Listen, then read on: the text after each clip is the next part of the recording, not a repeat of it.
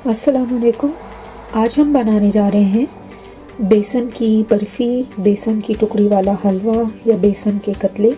कई नाम हैं और इनको मुख्तलिफ़ नामों से मुख्तलिफ़ जगह पुकारा जाता है। तो इसके लिए मैंने जो है 180 ग्राम, यानी अगर आप उसमें कप में बात करें मेजरिंग कप, तो मैंने इस तरह लिया हुआ है 1.5 कप ये बेसन लिया है। मैंने ये बाज़ार का फ़ाइन ले लिया है, मुझे बिल्कुल ही फ़ाइन मिल गया। मैं चाह रही थी थोड़ा सा दरदरा हो, तो वो मिला नहीं मुझे, लेकिन कोई बात नहीं, उसको मैंने छान लिया एक दफ़ा से। आप छन्नी में, स्ट्रेनर में डाल के इसको छान लें बारीक छन्नी से, तो ये होगा कि ज़रा सा फ्लफ़ी हो जाएगा, जो गुठलियाँ होंगी वो निकल जाएंगी और ये जो है वो आपका बिल्कुल ही फाइन हो जाएगा। तो जब आप भूनेंगे तो कोई लम्स वगैरह का ख़तरा नहीं रहेगा, फिर वो मसला होता है। सूजी मैंने दानेदार बनाने के लिए लिए, बिल्कुल हलवाई जैसी, तो सूजी मैंने ले लिए 2 टेबल स्पून। चीनी मैंने लिए तकरीबन 150 ग्राम। तो ये इस तरह इसको नापेंगे, यानी अगर आप इसको ले रहे हैं तो 2 हिस्सा, 1 हिस्सा और घी आधा हिस्सा। घी आपके पास ऑप्शनल है, मैं देसी घी ले रही हूँ। आपका दिल चाहे तो आप बनास्पति घी ले लीजिए, ऑयल ले लीजिए, लेकिन एक जो मिठाइयों की असल खुशबू और जो उनकी क्या कहते हैं शाइन आती है, वो देसी घी से ही आती है। घी में बनी हुई मिठाइयाँ ही बहुत अच्छी होती हैं। इलायची पाउडर है और ये मेरे पास थोड़े से मेवे हैं जो मैंने ऐसे ही हाथ से उसको क्रश कर लिया है। तो आइए हम इसको स्टार्ट करते हैं। घी मैं आपको बताना भूल गई, जैसे अगर आप इसको 180 ग्राम ले रहे हैं तो ये जो है वो क्या कहते हैं 2 हिस्सा, 1 हिस्सा और घी आधा हिस्सा, इस तरह इसको नापेंगे। तो आइए इसका प्रोसेस शुरू करते हैं। तो एक हम साफ सुथरा पैन ले लेंगे और उसको हम धीमी आंच पे चढ़ा देंगे, तो हल्का सा गर्म हो जाए। तो जो अगर कोई हमने धोने वोने की वजह से पानी वानी अगर होगा तो वो खुश्क हो जाए, तो फिर हम उसको आगे का प्रोसेस स्टार्ट करते हैं। बेसन को हमने एक पैन में डाल दिया है और हम इसको हल्का सा रोस्ट करें। रोस्ट करने का मकसद ये है कि कभी कभी बेसन जो है वो थोड़ा सा पुराना आ जाता है या उसमें किसी किस्म की हीक होती है तो वो निकल जाएगी, या बेसन अगर थोड़ा सा गीला है या कुछ इस तरह है तो वो चीज़ ख़त्म हो जाएगी और वो हलवे को ख़राब नहीं करेगी। कुछ ट्रिक्स हैं, कुछ टिप्स होती हैं। बहुत ही पुराना हलवा है जो पता नहीं कब से बनता चला आ रहा है और एक ख़ास पैटर्न पे बन रहा है, तो इसकी थोड़ी थोड़ी सी टिप्स होती हैं। अगर ये आपसे कभी ऐसा हो कि थोड़ा सा ख़राब हो जाए या ढीला पड़ जाए तो घबराना नहीं है।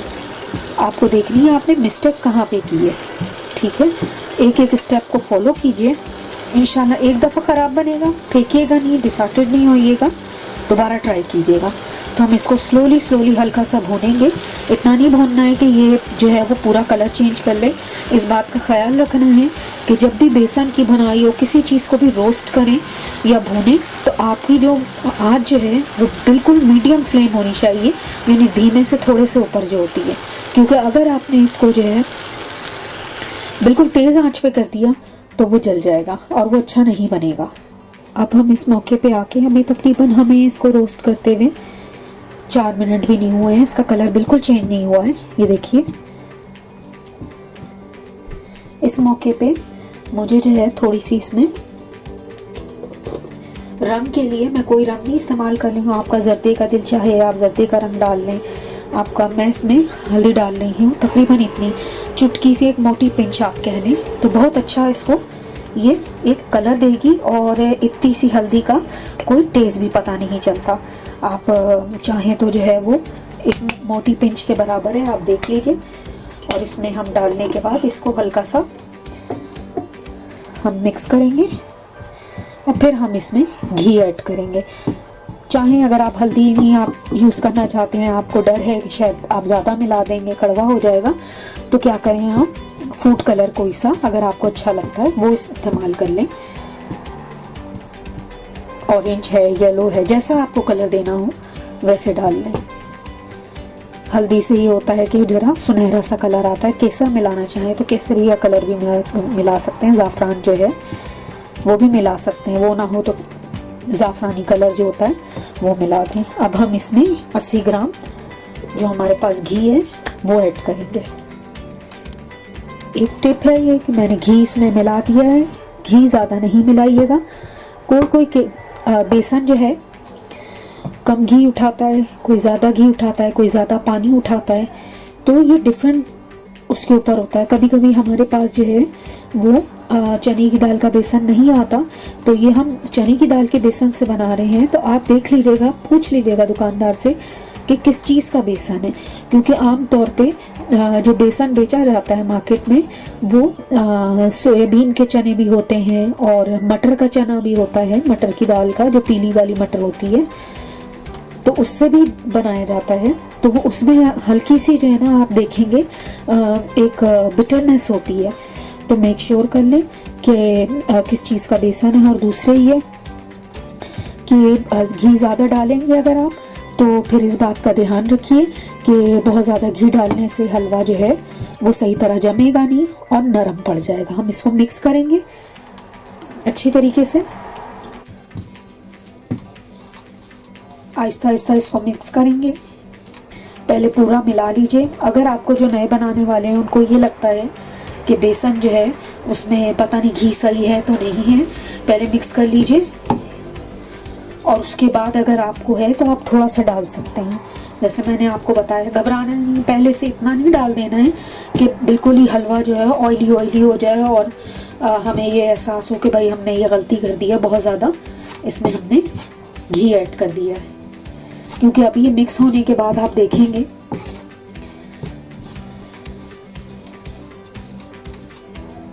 कि घी जो है वो जब मेल्ट होगा तो वो नरम पड़ेगा और निकल के बाहर आएगा। तो वो मैं अभी तो ये आपको इस तरह पत्थर पत्थर सा लगेगा, चलाना भी मिक्स करना भी मुश्किल होगा।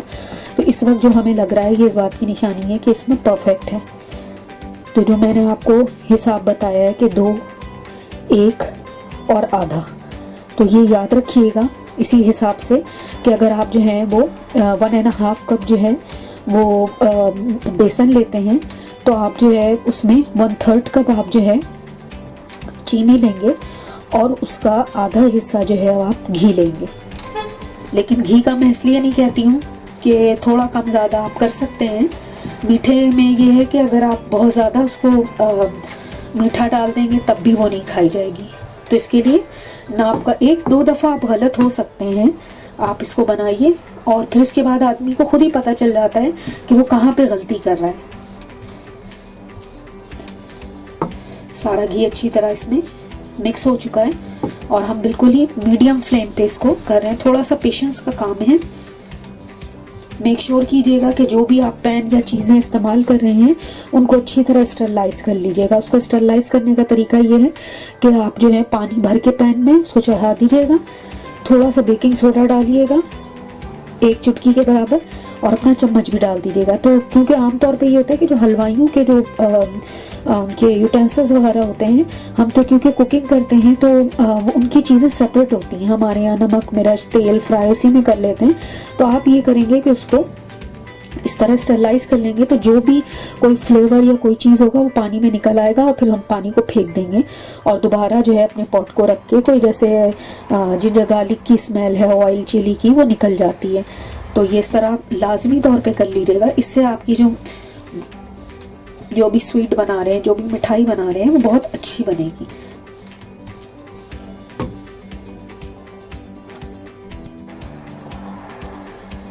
अब हम इसमें जो है वो, क्योंकि इसको दानेदार बनाने चाह रहे हैं, तो ये जो है इसमें मैं सूजी मिला रही हूँ 2 टेबल स्पून।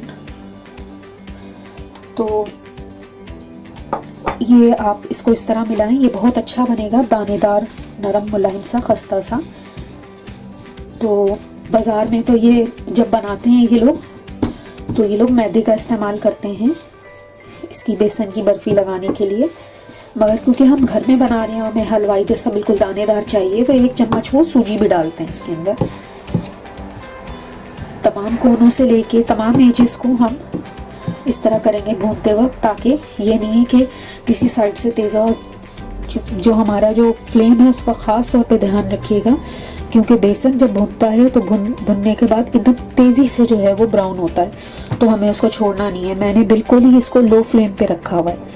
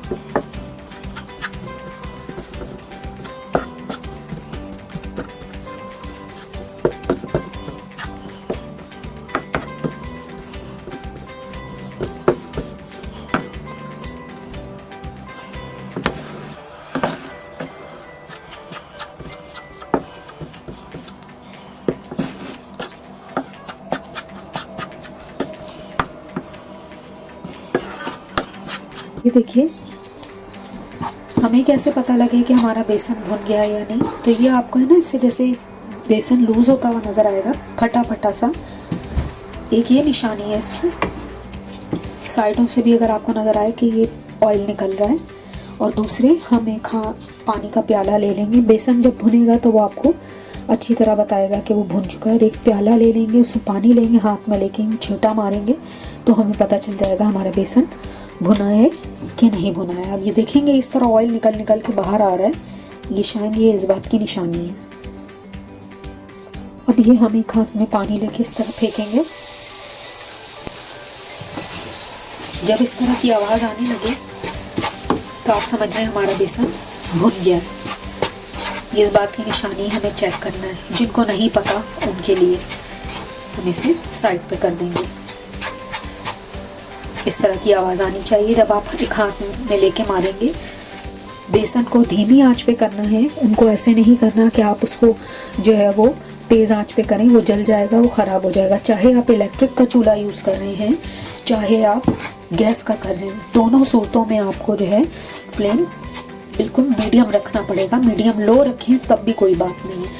और इसकी एक खास निशानी है कि जैसे जैसे बेसन भुनता जाता है उसकी सौंधी सौंधी खुशबू फैल जाती है। हमें इतना नहीं भूनना है कि उसको काले कलर का कर देना है, बस इतना भूनना है कि बेसन अच्छी तरह भुन जाए और सौंधी सौंधी खुशबू आने लगे और रंग भी खराब ना हो। इस मौके पे आके हम इसको साइड पे कर लेंगे और हम शीरे की तैयारी करेंगे। इसको चलाते रहना है, ये नहीं है कि जो है आप इसको छोड़ दें, क्योंकि पैन भी गर्म होता है, उसकी हीट निकालते रहेंगे हम। अब हमने यहाँ एक पैन ले लिया है और हमने जो 150 ग्राम चीनी ली थी हमें वो इसमें डाल देनी है। अगर हमने 1/3 कप चीनी ली है तो 1/3 से भी आधा कप, यानी इतना 1/3 अगर इतना होता है तो हम 1/3 से आधा इतना जो है उसमें पानी लेके डालेंगे। एक तार या एक तार से कम की चाशनी बनाएंगे। चाशनी इतनी कड़क नहीं बनाएंगे, चम्मच मुसलसल चलाते रहेंगे। इतनी तार नहीं बना देंगे कि वो जो है वो हमारा जो हलवा जो है वो पत्थर का बन जाए। तो बस हमें एक और आधे तार की चाशनी चाहिए, वो मैं आपको लगा के दिखाऊंगी। इसको मुसलसल हम चलाते रहेंगे। ये देखिए शीरा हमारा तैयार हो गया है। तो ये जब तैयार हो जाएगा तो हमें ऐसा लगेगा जैसे शहद की तरह ही हो जाएगा, जरा गाढ़ा सा। हम इसको क्या करेंगे, इस तरह उंगली में उठाएंगे और ये मैं आपको दिखा रही हूँ। बस यही हमें चाहिए, इससे ज्यादा नहीं चाहिए। एक तार चाहिए, एक तार से यानी आधा तार, पूरा तार भी ना हो, टूटा हुआ हो। हम इसको साइड पे कर लेंगे अपने शीरे को। इसमें जो बबल्स आ रहे हैं, इस तरह का झाग आ रहा है, थोड़ी देर के लिए हम इस झाग को ठंडा करेंगे, यानी बिल्कुल ठंडा नहीं करेंगे, हमारी दोनों चीजें गर्म ही होंगी जब हम मिक्स करेंगे, लेकिन हम ये बबल्स और ये झाग खत्म कर लेंगे। इस मौके पे अगर आपके पास सिरका है, क्रीम ऑफ टार्टर है, थोड़ा सा पानी में घोल के वो डाल दीजिए। सिरका है तो वो डाल दीजिए, या लीमू का रस डाल दीजिए। तो क्या होगा कि शाइन बहुत अच्छी आपके हलवे में आएगी। बस इसका मकसद ये होता है। मेरे पास इस वक्त क्रीम ऑफ टार्टर नहीं है तो मैं 2-3 कतरे लीमू के डाल दूंगी।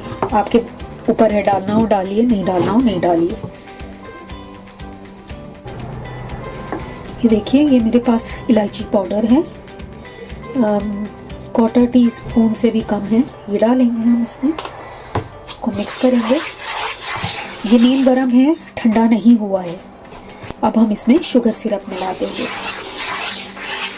देख लेंगे इसमें शाइन भी आ रही है, सब कुछ हो रहा है, ना घी ज्यादा है ना कम है। तो हम थोड़ा थोड़ा करके इसमें चाशनी डालते जाएंगे कि कितनी है कितनी क्या है, उस हिसाब से ज्यादा तो नहीं हो रही है। ध्यान रखेंगे कोई भी चीज हमें ठंडी नहीं करनी है।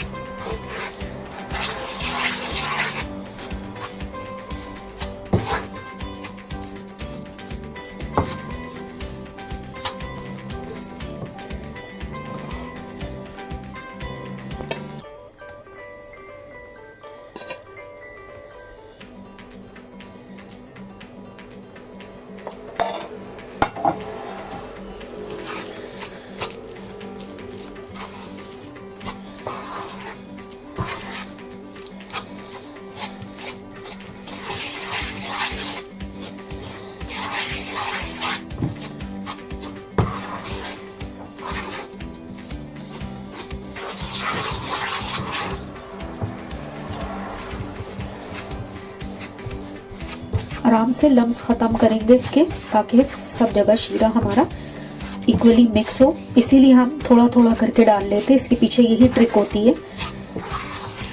घरों में तो हमारे बर्तन छोटे होते हैं, लेकिन जो हलवाई वगैरह होते हैं वो भी इस तरह करके डालते हैं, उनके बर्तन बड़े होते हैं, ताकि आप रोक सकें आपको कितना शीरा चाहिए कितना नहीं चाहिए। थोड़ा थोड़ा करके मिलाएंगे और उसको इस तरह करके आप थोड़ा सा चम्मच से दबाते भी जाएंगे, ताकि अगर कोई लम्स पड़ रहे हैं तो वो भी ख़त्म हो जाए और बिल्कुल स्मूथ बने।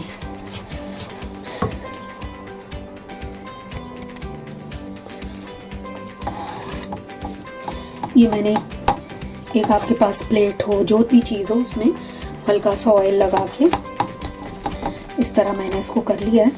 थोड़ा सा साइड से रोक लिया है क्योंकि मेरे पास ज़रा बड़ा पैन नहीं था, मैंने इसको इस तरह कर लिया है। थोड़ा सा टैप टैप करेंगे इस तरह, इससे ये होगा कि अगर कोई एयर पॉकेट्स होंगे वो निकल जाएंगे और अच्छी तरह हलवा हमारा बैलेंस हो जाएगा। अब हम इसको इस तरह करके इस पे अब आप इसकी शाइन चेक कीजिए, आपके अपने ऊपर है आप इसको किस तरह बनाते हैं। थोड़ा सा मेवा लेंगे, जो भी दिल चाहे जो सा भी मेवा आपके पास हो घर में। कुछ लोगों को इसमें खाली नारियल ही डाल देते हैं, इसके स्लाइसेस काट के। आपके ऊपर है, जो दिल करे जैसा अच्छा लगे। हल्का से ऐसे टैप टैप करेंगे, इससे एयर पॉकेट निकल जाएंगे आपके।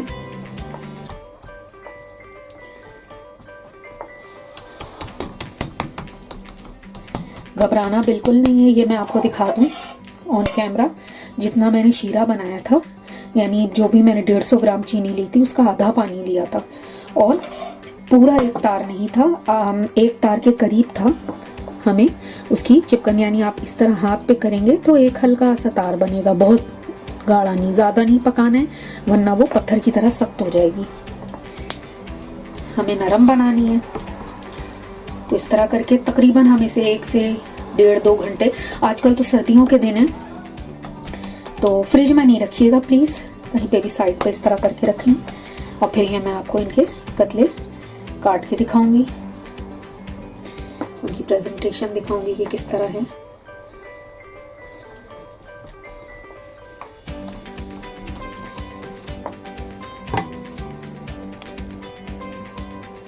हमारा तैयार हो गया है और इसको हम कटिंग करेंगे आपके सामने। तकरीबन मुझे जो है ये इसका 1 घंटा लग गया। गदर के ऊपर है, मैंने इसको रखा था तो वहाँ टेबल पे, वहाँ से खिड़की खुली तो इसे हवा आ रही थी तो जल्दी हो गया। तो हम इसको पहले इस तरह देखेंगे करके कटिंग से पहले, क्योंकि आमतौर पर ऊपर से हो जाता है नीचे से ज़रा गर्म होता है, तो ये परफेक्ट हो गया है। हम इसके स्लाइसेस काटेंगे। स्लाइसेस आपके अपने ऊपर है, जिस शेप के स्लाइसेस काटना चाहें, ट्रायंगल, गोल, square, is up to you. तो हम इसको काटते हैं और आपके सामने काट के दिखाते हैं।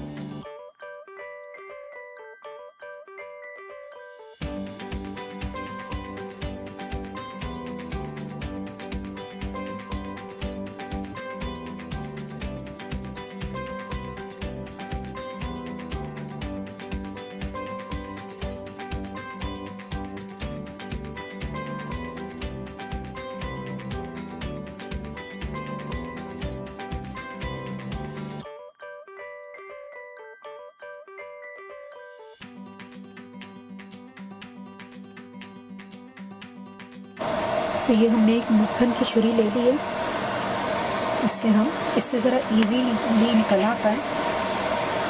ये निकल आया है, ये देख लीजिए। इस तरह की छुरी या जिससे आप इजी फील करें उससे निकाल लीजिए। एक स्लाइस निकल आता है तो फिर दूसरा भी निकल आता है। इजीली। ये देख लीजिए। अब इसको मैं ट्रे में आपको निकाल के दिखाऊंगी और फिर हम बात करेंगे कुछ ट्रिक्स और टिप्स पे।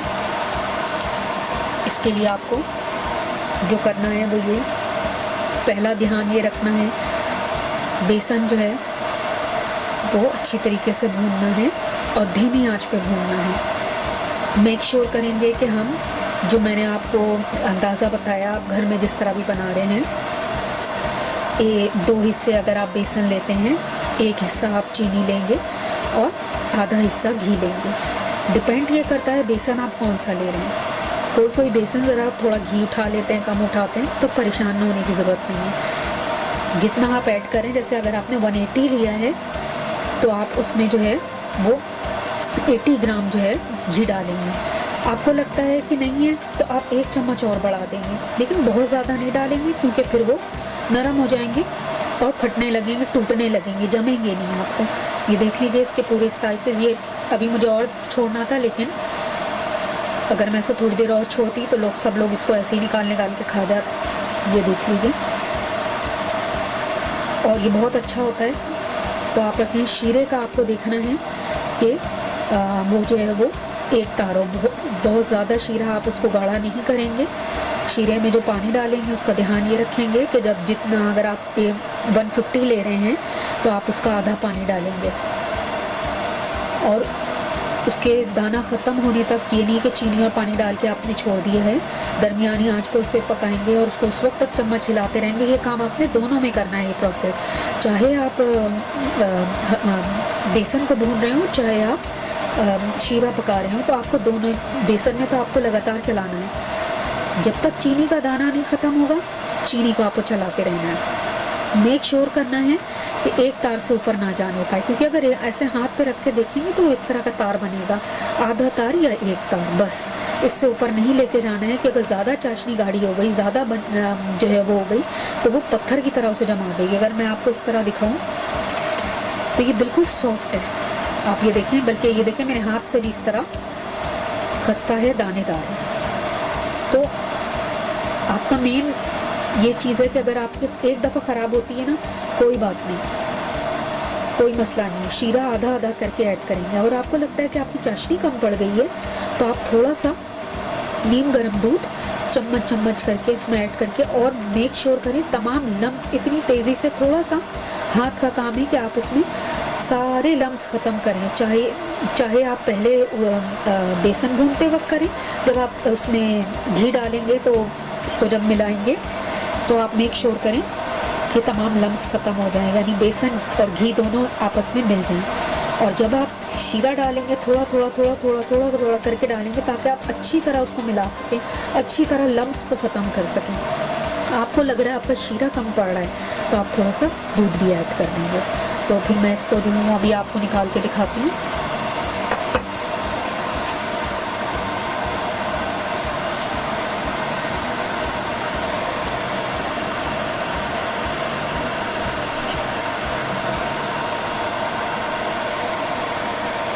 इसको आप जो है फ्रिज में रखें तो 1 महीना, ऐसे बाहर भी पड़ा रहे। आजकल तो सर्दियां हैं,